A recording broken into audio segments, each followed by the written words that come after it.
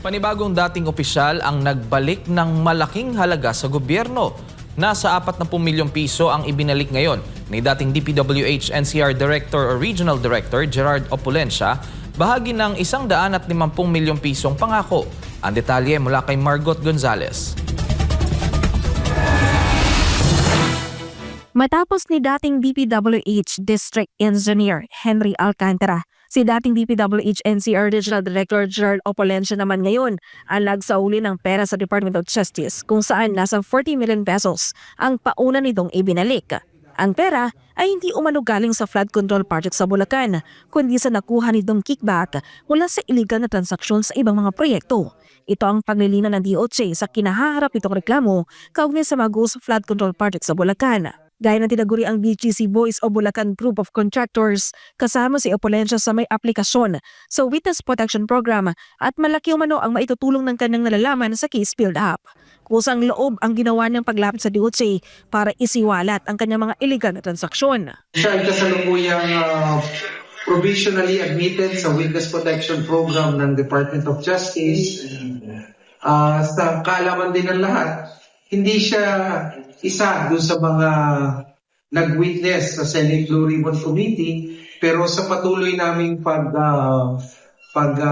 sasaliksik at paghikayat sa mga nais lumapit at tumulong sa pamahalaan, nabatid ng kagawaran na ang kanyang mga nalalaman, unang-una, ay magiging material para mahabol natin yung mga dapat talagang habulin ng kaso. Yung kanyang testimonya ay patungkol sa mga kaso na nangyari sa Bulacan.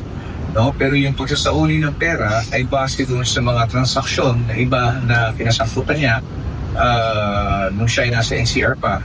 At yun ang pinagmasihan ng magsasauli. Kasi dito sa mga flood control projects sa Bulacan ay iniimbestigahan sa kasalukuyan, wala naman siyang natatanggap, wala siyang kuhang bahagi. Pero yung kanyang testimonya ay mahalaga, kaya kinusilyo siya na pasukin at tanggapin sa loob ng programa. Si Alcantara nakatakda na ring ibalik ang iba pang perang nakulimbat nito sa flood control projects. Matatanda ang nasa 110 million pesos ang pauna nitong ibinalik mula sa 300 milyong piso na kailangan nitong isauli. Pero kung kailan at magkano ang susunod nitong ibabalik? Very soon, very soon. For security reasons, we cannot divulge yung exact, but information have been relayed to us that naibabalik ko very soon. Ito naman ang panawagan ng DOJ sa iba pang mga sangkot na hindi pa nagsasauli ng kinita nila sa manumalyang proyekto. Gusto nating ibalik sa tao kung ano yung para sa tao, para sa publiko. Sabihin man nila na maliit na halaga ito kumpara dun sa mga pag-uusapang bilyong-bilyong piso. Pero mas maigi na kahit papano, paunti-unti may balik natin kaysa hintayin pa natin mawala ito. At ito'y may tago, may waldas, magastos. Mas maigi na ito'y maibalik. Nang sa gano'n naman, maibsan naman yung sakit na nararamdaman natin mga kababayan. Para sa Diyos at Pilipinas, Kumahan Mark Gonzalez, SMNA News.